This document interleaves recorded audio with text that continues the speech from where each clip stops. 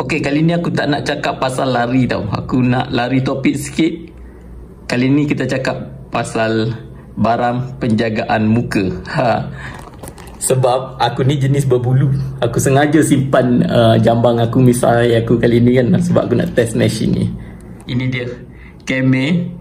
Dia ada shaver.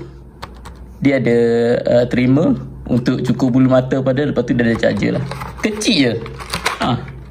Tak sampai sejengkal. So kali ni kita try lah. Jom kita try dekat jambang aku ni. Ini baru 3 hari tau macam ni.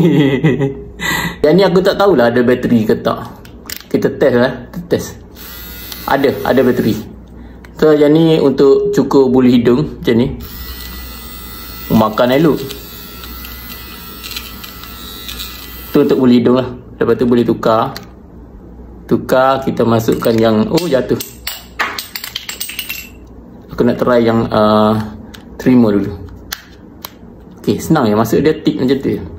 Sebab biasa kalau aku travel aku kena bawa satu-satu tau.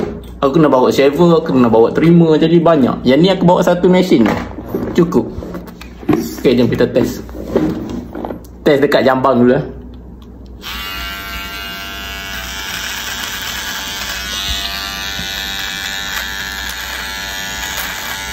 Dia kecil lah.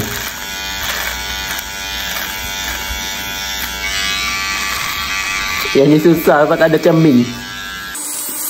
Kita pergi dekat tebal sikit. Aku beli ni untuk travel.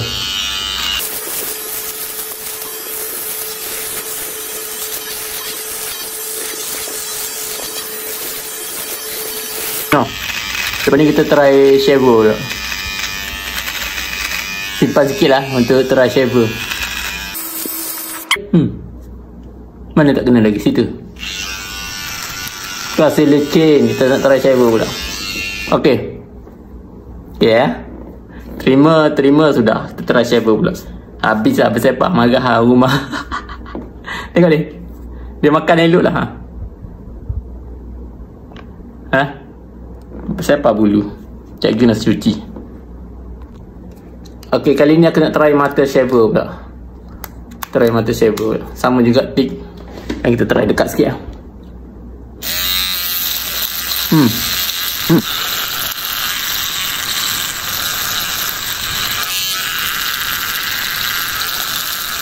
Bateri tak ada ke?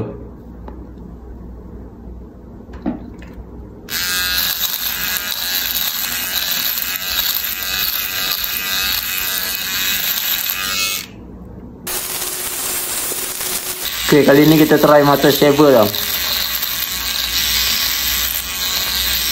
Shaver ni kalau nak pakai dia, kalau bulu panjang sangat, kita kena pakai trimmer dulu. Bagi pendek dulu, baru kita pakai shaver. Bagi rapat di sini. Pulak slow-slow je. Sayang ni.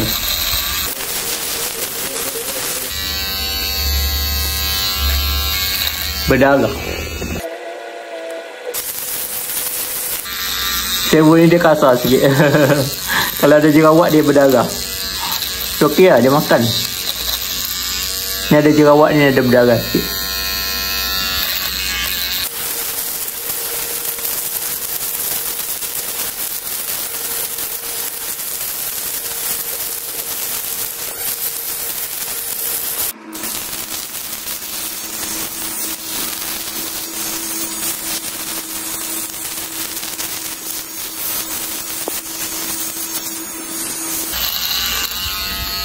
Okay, aku dah test lah.